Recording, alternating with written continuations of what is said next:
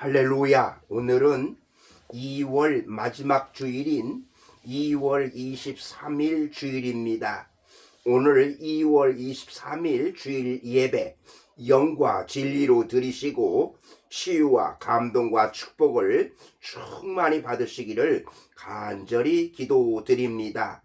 2월 한 달 동안도 수고 많이 하셨습니다. 오늘 2월 마지막 주일 예배에 주시는 하나님의 말씀은 구약성경 창세기 12장 1절에서 4절 말씀으로 너는 복이 될지라, 너는 복이 될지라, 이러한 제목의 말씀입니다. 그러면 오늘 본문인 창세기 12장 1절에서 4절 말씀을 읽도록 하겠습니다. 1절입니다. 여호와께서 아브라함에게 이르시되 너는 너의 고향과 친척과 아버지의 집을 떠나 내가 내게 보여줄 땅으로 가라. 2절 내가 너로 큰 민족을 이루고 내게 복을 주어 내 이름을 창대하게 하리니 너는 복이 될지라. 3절 너를 축복하는 자에게는 내가 복을 내리고 너를 저주하는 자에게는 내가 저주하리니 땅의 모든 족속이 너로 말미암아 복을 얻을 것이라 하신지라. 4절 이에 아브라함이 여호와의 말씀을 따라갔고 롯도 그와 함께 갔으며 아브라함이 하란을 떠날 때에 75세였더라. 아멘. 오늘 본문 창세기 12장 1절에서 4절 말씀은 아브라함의 소명, 아브라함의 부르심과 가나안 땅의 이주에 관한 말씀입니다. 하나님께서 아브라함을 이스라엘 민족 최초의 조상으로 부르시고 복을 주신 것은 우리를 향한 영적인 비전의 말씀이 되는 것입니다. 그리고 믿음의 개척자로 살아가는 아브라함의 모습은 우리의 신앙에 많은 도전을 주는 말씀입니다. 하나님이 아브라함과 우리를 부르신 것은 복을 주시기 위함이라고 오늘 본문 2절에서 말씀하십니다. 본문 2절입니다. 내가 너로 큰 민족을 이루고 내게 복을 주어 내 이름을 창대하게 하리니 너는 복이 될지라. 너는 복이 될지라. 여기 너는 복이 될지라 이는 말씀은 너는 복이 되어라. 너는 복의 근원이 되어라. 이런 의미라고 하겠습니다. 아브라함의 삶은 그 자체가 복이 되는 것이었습니다. 그리고 다른 사람에게 복을 주는 삶을 살았습니다. 축복의 통로가 되었다는 말씀입니다. 그리고 무엇보다도 아브라함을 통하여서 하나님의 축복이 임하게 될 것이라고 약속하셨습니다. 그렇다면 아브라함처럼 복이 되는 생활, 복의 근원이 되려면 어떻게 살아야 할까요? 먼저 말씀을 따르라. 말씀을 따르라. 오늘 본문 4절입니다. 이에 아브라함이 여호와의 말씀을 따라갔고 여기 따라갔고 이 말씀은 행동의 기준으로 삼는다. 이런 의미라고 하겠습니다. 행동의 기준으로 삼는다. 아브라함이 본토, 친척, 아버지의 집을 떠나는 결단을 내릴 때에 인간적인 측면에서 고려할 일이 많았겠습니다만은 오직 여호와의 말씀에 따라서 하나님의 말씀에 따라서 행동을 했던 것입니다. 이러한 말씀 중심의 신앙이 아브라함으로 하여금 복의 근원이 되게 한 것입니다. 아브라함은 하나님의 약속을 믿고 순종의 삶을 살았습니다. 순종은 한 번으로 그치지 않고 일생에 걸쳐서 바른 순종을 묵묵히 계속했던 것입니다. 그 결과로서 하나님께로부터 복을 받았던 것입니다. 우리의 믿음이 아브라함의 믿음보다 더 크고 강해져야 합니다.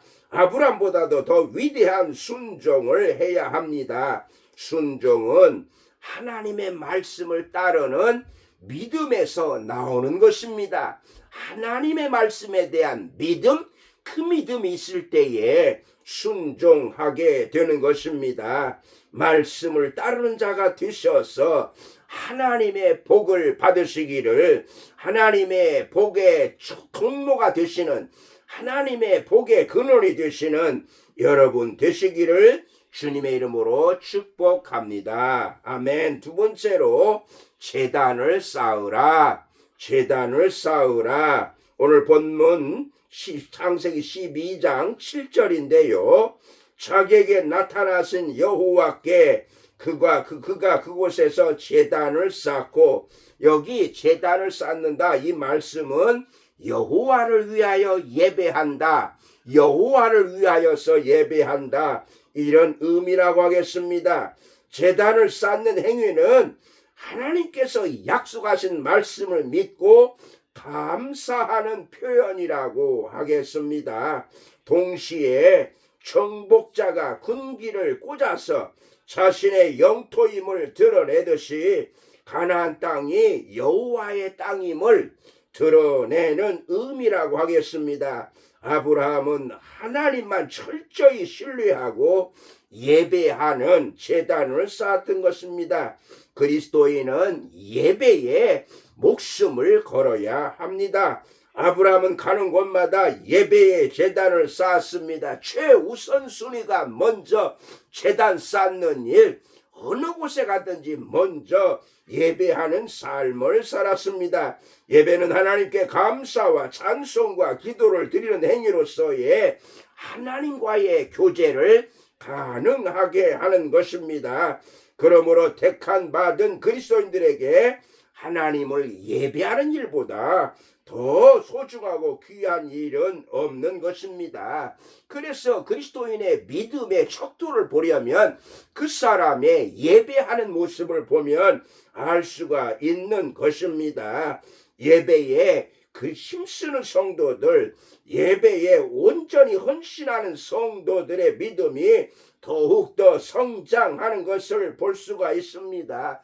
예배를 소홀히 하면서 예배를 드리지 않는 성도들의 믿음이 성장하는 것을 보셨습니까? 결코 그런 일은 없을 것입니다. 아브라함처럼 항상 제단을 쌓으심으로 복의 근원이 되시기를 주님의 이름으로 축복합니다. 아멘. 세 번째로 이름을 부르라. 이름을 부르라. 창세기 12장 8절에 그가 그곳에서 여호와께 제단을 쌓고 여호와의 이름을 부르더니, 여호와의 이름을 부르더니, 바로 이 말씀은 여호와의 이름을 믿고 불렀다, 이런 의미라고 하겠습니다. 여러분, 기도할 때에 여러분은 누구의 이름을 부르십니까?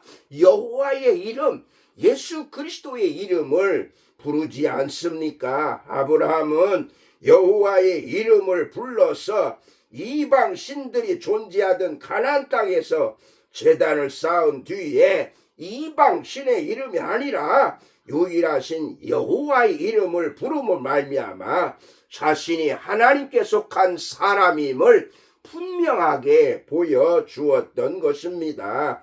우리 그리스도인들은 어떠한 상황 가운데 있든지 하나님의 이름을 불러야 합니다. 여러분이 위기에 당했을 때, 어려움을 만났을 때 먼저 누구의 이름을 부릅니까? 주여, 아버지, 나의 하나님, 이렇게 하나님의 이름을 부르지 않습니까? 바로 이렇게 하나님의 이름을 부를 때에 바로 우리의 소망이 거기에서 일어나게 되는 것입니다. 절망이 소망으로, 슬픔이 기쁨으로 변하면서 독수리가 날개치며 올라가듯이 우리의 신앙이 올라가게 되고, 하나님이 예비하신 축복을 받게 될 줄로 믿습니다. 사탄이 왕 노릇하는 세상에서 불신자들과 더불어 살고 있지만 아브라함처럼 여호와 이름을 부르면서 하나님만 높이면서 하나님을 찬양하면서 하나님께 영광을 돌리실 때에 바로 거기에 하나님께서 약속하신 하나님의 축복을 받으심으로 복의 근원이 되시기를 주님의 이름으로 축복합니다. 아멘. 여러분, 오늘 하나님께서 말씀하셨습니다. 너는 복이 될지라.